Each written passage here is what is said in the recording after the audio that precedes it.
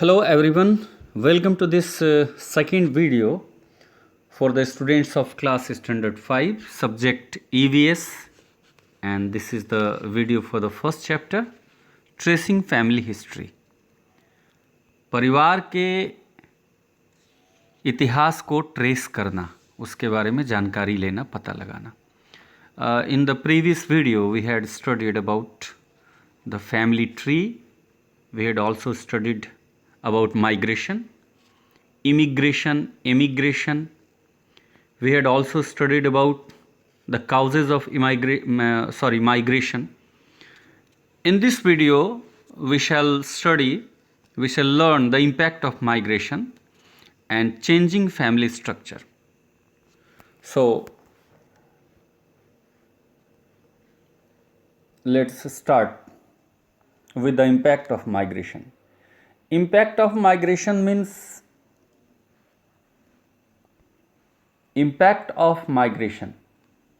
मतलब माइग्रेशन का प्रभाव या दुष्प्रभाव। माइग्रेशन का मतलब क्या है? प्रवास करना।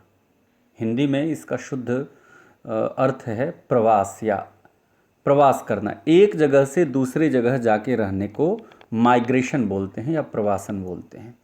तो इस प्रवासन का क्या इम्पैक्ट है, क्या समाज में इसका प्रभाव होता है, दुष्प्रभाव होता है या अच्छा प्रभाव होता है, ये हम जानते हैं। When people move from one place to another or migrate, they face many problems. जब लोग एक जगह से दूसरी जगह मूव करते हैं या माइग्रेट करते हैं तो उनको कई प्रकार की समस्याओं का सामना करना पड़ता है। फेस प्रॉब्लम मतलब समस्याओं का सामना करना। दे फेस मेनी प्रॉब्लम्स, वे अनेक समस्याओं का सामना करते हैं। कौन सी समस्याओं का करते हैं? Migration affects their family life. Migration से यानी प्रवासन से उनका पारिवारिक जीवन प्रभावित होता है। प्रवासन किसी भी व्यक्ति के पारिवारिक जीवन को, फैमिली लाइफ को माइग्रेट करता है। Children have problems in adjusting into new environment. Children जो बच्चे होते हैं, they have problems in adjusting to the new environment. Migration होने के बाद जब एक जगह से वो दूसरी जगह मूव कर जाते हैं, एक जगह से दूसरी जगह चले जाते हैं, तो वहाँ पे एडजस्ट करने में, वहाँ सामंजस्य स्थापित करने में उनको समस्या होती है। आप ही मान लिया जाए दिल्ली में रह रहे हैं और आपके फादर का ट्रांसफ़र दिल्ली से भुवनेश्वर हो जाए, तो आपकी पूरी फैमिली भुवनेश्वर माइग्रेट कर जाएगी। माइग्रेट करना पड़ेगा क्योंकि जॉब का सवाल है। और जब माइग्रेट करेंगे तो आप दिल्ली में हिंदी बोलते थे, भुवनेश्वर जाएंगे तो वहाँ उड़िया बोलने वाले लोग मिलेंगे, वहाँ का खाना पीना अलग होगा, वहाँ आपको दोस्त बनाने में समय लगेंगे। तो स्पेशली जो बच्चे होते हैं, विशेषकर उन बच्चों को नए वातावरण में सामंजस्य स्थापित करने में समस्या होती है। This is the first impact of migration and this is on family life. ये माइग्रेशन का पहला प्रभाव है जो पारिवारिक जीवन पर पड़ता है। The elderly of the house are left alone when the younger member of the family migrate। जब किसी परिवार का यंगर मेंबर यानी कि जो छोटा सदस्य है, बुजुर्गों से जो छोटा है या जो युवा सदस्य है, वो जब माइग्रेट करता है तो जो एल्डरली मेंबर्स हैं, जैसे बूढ़े माता पिता, बूढ़े दादा दादी, दे आर लेफ्ट अलोन। वो अकेले छूट जाते हैं, वो अकेले पड़ जाते हैं। जब यंगर मेंबर अपने परिवार को छोड़कर दूसरी जगह पढ़ाई के लिए, नौकरी के लिए, एम्प्लॉयमेंट के लिए माइग्रेट करता है तो उस परिवार के जो बूढ़े लोग हैं वो दे आर लेफ्ट अलोन, वो अकेले छूट जाते हैं। और दिस इज़ वेरी मतलब sad situation for those elderly people. वो उन बूढ़े लोगों के लिए बहुत ही दुखद स्थिति होती है। और क्या इम्पैक्ट है? Migrants have to adjust to the local language, food, climate and other cultural changes of the new place. जो माइग्रेंट्स होते हैं, जो प्रवासी, जो व्यक्ति एक प्लेस से दूसरे जगह माइग्रेट करता है उसको बोलते हैं माइग्रेंट या प्रवासी।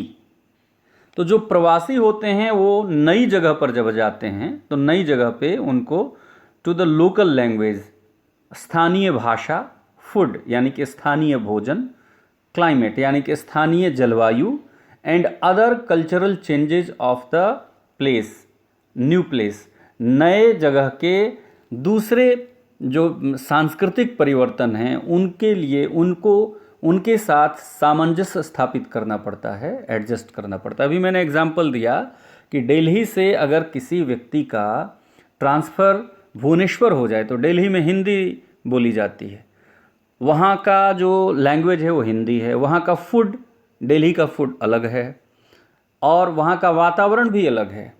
जब कोई व्यक्ति भुवनेश्वर जाएगा तो भुवनेश्वर का लोकल लैंग्वेज क्या है? ओडिया। वहाँ पे सभी लोग, अधिकतर लोग ओडिया बोलने वाले मिलेंगे। वहाँ का भोजन चावल है, दिल्ली में लोग चावल कम खाते हैं, वहाँ रोटी पराठे ज़्यादा खाते हैं। क्लाइमेट, दिल्ली का क्लाइमेट अलग अलग होता है। गर्मी के दिनों में काफ़ी गर्मी पड़ती है, जाड़े के दिनों में ठंड ज़्यादा होती है। लेकिन भुवनेश्वर समुद्र के किनारे बसा हुआ है, वहाँ का क्लाइमेट दिल्ली से बिल्कुल अलग है। वहाँ चिपचिपा, वहाँ के एटमॉस्फेयर में ह्यूमिडिटी ज़्यादा होती है, वहाँ के वातावरण में आर्द्रता ज़्यादा होती है। तो दोनों के क्लाइमेट में, फूड में, लैंग्वेज में डिफरेंस है। और जब कोई व्यक्ति दिल्ली से भुवनेश्वर जाएगा तो उसको बहुत सारे नए सोशल और कल्चरल चेंजेस और ज्योग्राफिकल चेंजेस का सामना करना पड़ेगा और उसके साथ सामंजस्य स्थापित करना पड़ेगा, जो कठिन काम है, आसान काम नहीं है। Children face lots of problem while adjusting to the new environment. जब बच्चे नए वातावरण में जाते हैं तो उनको ज़्यादा समस्याओं का सामना करना पड़ता है। What are these problems? What are these problems? What should we do to overcome them? ये समस्याएं क्या हैं और उन समस्याओं से पार पाने के लिए, उन समस्याओं पे विजय प्राप्त करने के लिए क्या करना चाहिए? तो ये आप लोगों के लिए टास्क है। सबसे पहले आप उन समस्याओं को लिखें, फिर उसको कैसे हम ओवरकम करेंगे, उनके ऊपर विजय कैसे हासिल करेंगे उन समस्याओं के प्रति, ये आपको बताया जाएगा। Now move on to the next slide. Migration. अभी हम लोग पढ़ रहे हैं the impact of migration. Migration has many positive aspects also. Migration का सिर्फ निगेटिव यानी नकारात्मक पहलू ही नहीं है, उसका पॉजिटिव एस्पेक्ट भी है, सकारात्मक पहलू। There is an increase in job and education opportunities for the migrants. जब माइग्रेंट एक जगह से दूसरी जगह जाते हैं, कोई व्यक्ति जब एक जगह से दूसरे जगह मूव करते हैं तो उनके लिए नई जगह पे एजुकेशन की अपॉर्चुनिटीज़ ज़्यादा होती हैं, यानी शिक्षा का अवसर उनके लिए ज़्यादा होता है।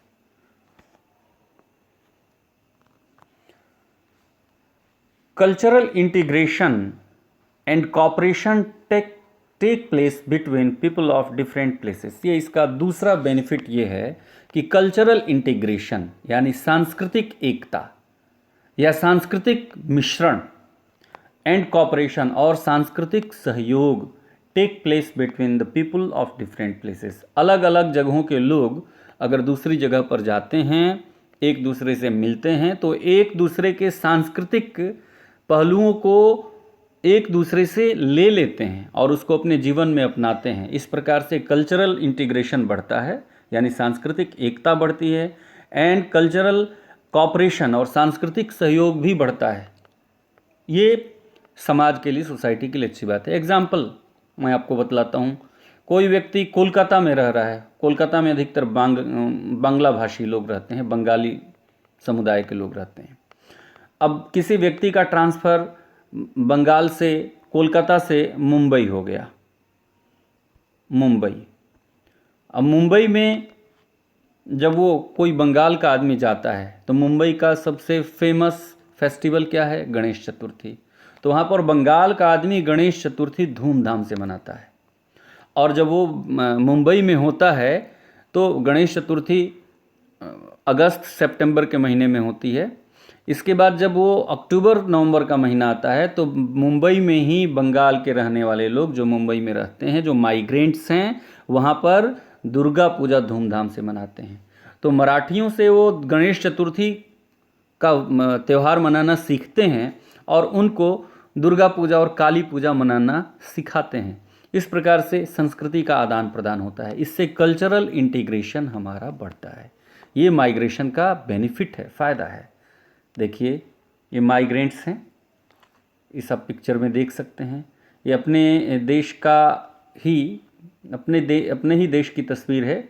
इसमें जो श्रमिक लोग हैं बैग उठा करके स्टेशन की ओर ये जा रहे हैं। शायद पूरी तस्वीर इसमें क्लियर नहीं है, लेकिन ये निश्चित है, इस तस्वीर को देख के हम कह सकते हैं कि ये श्रमिक हैं, काम करने वाले लोग हैं और काम करने के सिलसिले में अपने जन्मभूमि को, मातृभूमि को या मूल भूमि को छोड़ करके ये किसी दूसरी जगह प्रवास करने जा रहे हैं। और ये सभी क्या हैं? ये सारे माइग्रेंट्स हैं और जो प्रक्रिया ये कर रहे हैं वो माइग्रेशन है।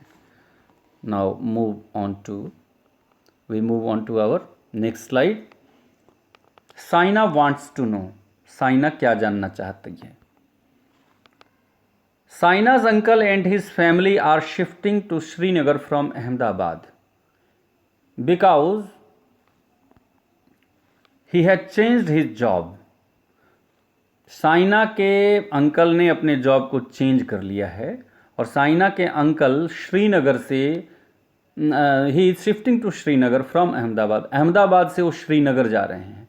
अहमदाबाद गुजरात में है और श्रीनगर जम्मू कश्मीर में है। दोनों के जगह के कल्चरल एस्पेक्ट अलग हैं, दोनों के ज्योग्राफिकल एस्पेक्ट्स अलग हैं, वहाँ का फूड हैबिट अलग है। अब आइए क्वेश्चन क्या है? Discuss 4 ways in which it will affect Sania's uncle's family. 4 ऐसे कारण बताइए, 4 ऐसे कारक बताइए जिसके द्वारा सानिया के अंकल की फैमिली को के ऊपर प्रभाव पड़ेगा। क्या क्या प्रभाव पड़ेगा? तो अभी हमने जो डिस्कस किया है उसके आधार पे आप इसको लिखेंगे, फिर हम इसका प्रॉपर आंसर आप लोगों को बतलाएंगे। When educated people migrate from one place to another, what impact does it have on the place from where they migrate? जब पढ़े लिखे लोग एक जगह से दूसरे जगह माइग्रेट करते हैं तो उस जगह पर क्या प्रभाव पड़ता है जहाँ से वो माइग्रेट करते हैं। मान लिया जाए कोई आदमी कोलकाता में रह रहा है और उसका ट्रांसफ़र चेन्नई हो गया, तो यहाँ पे क्वेश्चन ये है कि कोलकाता के लोगों पर क्या प्रभाव पड़ेगा अगर एजुकेटेड लोग, पढ़े लिखे लोग सारे वहाँ से माइग्रेट कर जाते हैं या ज़्यादा लोग माइग्रेट करते हैं या कोई भी लोग माइग्रेट करता है तो क्या प्रभाव पड़ता है। How does it affect the place where they migrate, और जिस जगह पे वो जाते हैं वहाँ पे क्या प्रभाव पड़ता है। डिस्कस इन क्लास, आपको एक क्लास में डिस्कस करना है और इसका एक प्रॉपर आंसर आप लोगों को, एक उचित जो उत्तर है वो आपको बताया जाएगा। Now move on to our next slide for the day. Changing family structure, पारिवारिक संरचना में बदलाव या पारिवारिक संरचना का बदलना। परिवार की संरचना कैसे बदल जाती है ये हम अब जान रहे हैं। When our grandparents were children, women were confined to the house.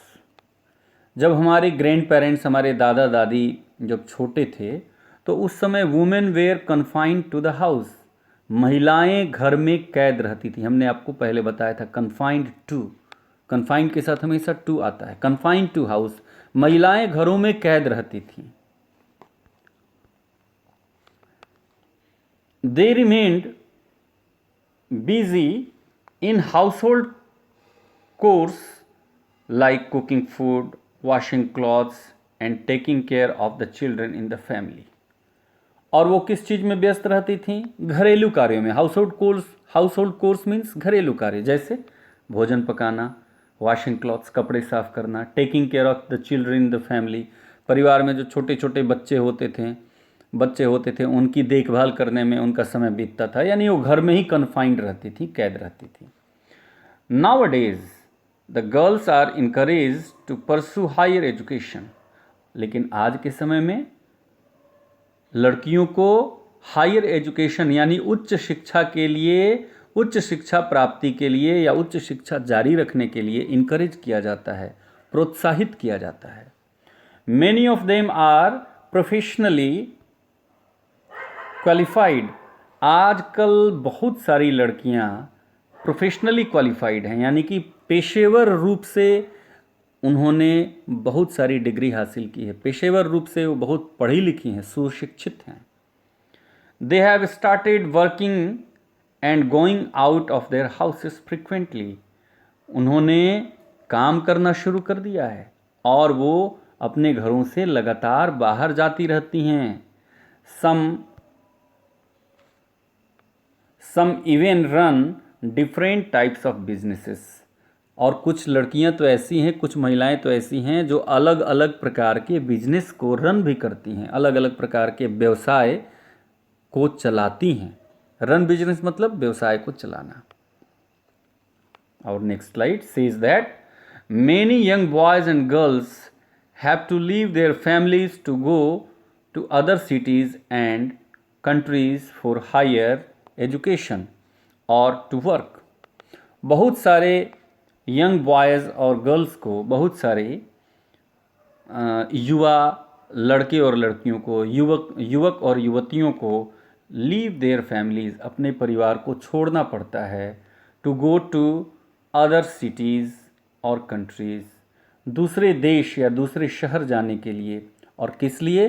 For higher education, उच्च शिक्षा के लिए दूसरे शहर या दूसरे देश जाने के लिए बहुत सारे युवकों और युवतियों को अपना घर और अपने परिवार को छोड़ना पड़ता है।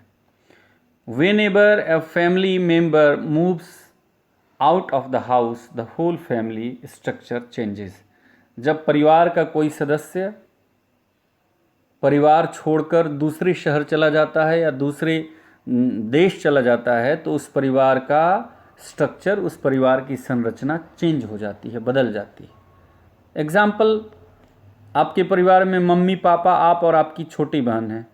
आप पढ़ने के लिए आज से ग्रेजुएशन करने के बाद 14-15 साल के बाद ग्रेजुएशन कर लें और आप पढ़ने के लिए लंदन चले जाएं, तो आपकी फैमिली में कौन बचेगा? मम्मी पापा और आपकी बहन। आप तो लंदन चले जाएंगे।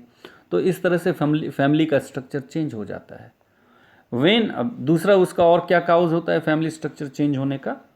When a girl gets married she has to leave her parents home and set up a new home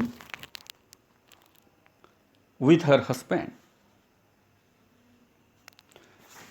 जब कोई लड़की की शादी हो जाती है तो वो लड़की she has to leave her parental home, तो उसको अपने माता पिता के पेरेंटल होम मतलब जो पैतृक घर है उसको छोड़ना पड़ता है। And set up a new home with her husband, और उसको अपने हस्बैंड के साथ, अपने पति के साथ नया घर बसाना पड़ता है। This also brings in her family this also brings a change in her family as well as her husband's family. इस प्रकार से यह न सिर्फ उसके परिवार में बल्कि उसके पति के भी परिवार में एक परिवर्तन ले आता है। कैसे?